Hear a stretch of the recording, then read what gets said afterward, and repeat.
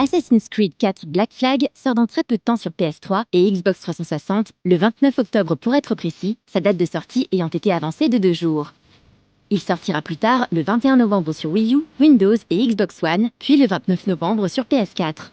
Black Flag devra ainsi pallier l'absence de Watch Dogs au lancement des consoles next-gen, aux côtés d'autres blockbusters multiplateformes comme Call of Duty Ghosts, Battlefield 4 et plusieurs simulations sportives. Il nous a donc semblé opportun de faire un dernier point sur ce jeu très attendu avant sa critique complète, qui sera diffusée dans 15 jours. L'un des gros axes de communication d'Ubisoft sur ce titre fut clairement son contexte open world, liant les terrains de jeu maritimes et terrestres de façon totalement transparente. Un véritable seamless open world, pour reprendre l'expression américaine consacrée.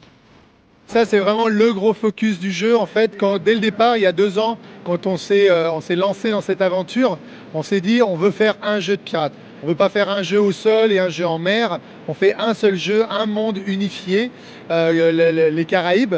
Et donc là, ça c'est la preuve. Et l'autre démo, en fait, le montre bien aussi. On commence une mission dans un village, on poursuit quelqu'un au sol, il monte sur son bateau, on monte dans le nôtre et ça se transforme comme ça en poursuite navale, aussi simplement que ça. On aborde le bateau par la suite pour le tuer directement sur son bateau, sans aucun chargement. Donc ça, pour nous, c'est un gros focus, un gros breakthrough. C'est vraiment une innovation de rupture et qui change radicalement l'expérience. Donc même si les fans vont se retrouver, c'est un assassin, mais qui n'a rien à voir avec les autres.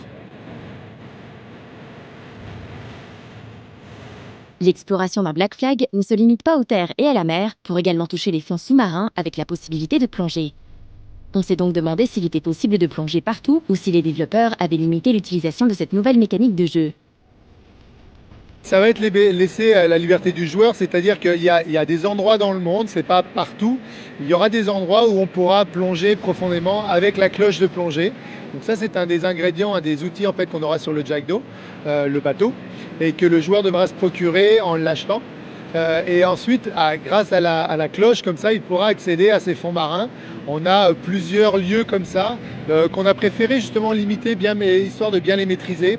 Donc certaines sont des épaves, des temples enfouis, et aussi ça peut nous permettre d'accéder à des repères de contrebandiers en arrivant comme ça par des cavernes marines. Le multijoueur constitue l'une des grandes forces de la série depuis Assassin's Creed Brotherhood. Mais désormais, une tendance majeure de l'industrie vidéoludique vise à faire disparaître les modes dédiés, solo, coop, multi, pour proposer un mode de jeu unique, à l'image de ce que proposent des titres récents comme GTA V ou encore Tom Clancy's Splinter Cell Blacklist. Watch Dogs et Destiny, pour ne prendre que 2 exemples, pousseront encore plus loin ce concept pour littéralement effacer les frontières entre les expériences solo et multijoueurs. Mais Black Flag se la jouera old school sur ce coup-là. Sur Black Flag, on n'est pas rendu à ce niveau-là encore. On aura notre jeu, notre mode multijoueur classique, j'allais dire, mais amélioré avec notamment le Game Lab, qui permet aux joueurs de créer leur propre mode en choisissant les règles, en fait. Ça, c'est assez intéressant avec des nouveaux personnages, des nouvelles maps, évidemment. Et puis le solo, par contre, ce qu'on a rajouté sur Black Flag, c'est l'aspect connectivité, effectivement, est de plus en plus important. Et même si on joue solo, ça ne veut pas dire qu'on ne peut pas avoir d'amis et avoir une sorte de collaboration, même si elle est asynchrone. Donc on a des techniques, en fait, des technologies, des features qui nous permettent de partager avec nos amis des découvertes rares qu'on fait. Exemple, la baleine blanche qui est très rare dans le monde. Si jamais vous la voyez, eh ben c'est automatiquement partagé à tous vos amis qui ont désormais quelques heures pour aller la trouver à cet endroit-là dans le monde. S'ils jouent à ce moment-là sur leur console, ils reçoivent une notification directement sur le jeu.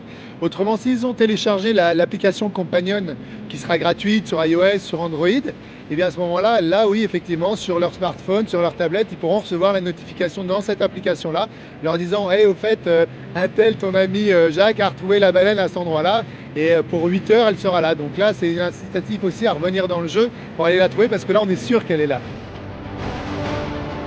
Assassin's Creed, comme vous le savez sans doute, est une série jouant sur 2 tableaux. L'un est historique et l'autre moderne, avec la corporation Abstergo qui dissimule les activités des Templiers de nos jours.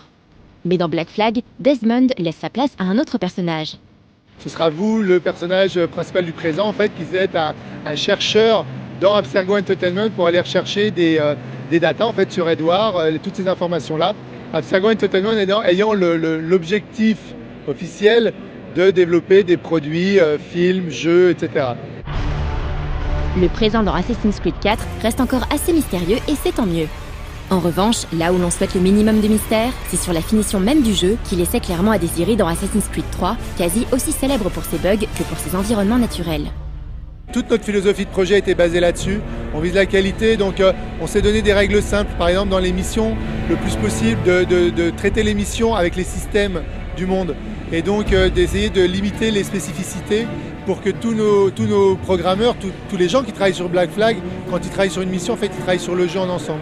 Et donc des choses comme ça, on a rajouté des testeurs et on a, en fait, la structure aussi nous permet d'aller, comme on a des dizaines de plus petites locations, de lieux, endroits, ça nous permet d'avoir des tests très localisés, et donc plus pointus. Est-ce que les développeurs tiendront leurs promesses et seront parvenus à peaufiner leur jeu comme il se doit? La réponse dans 15 jours avec la critique méga complète du jeu sur les consoles actuelles.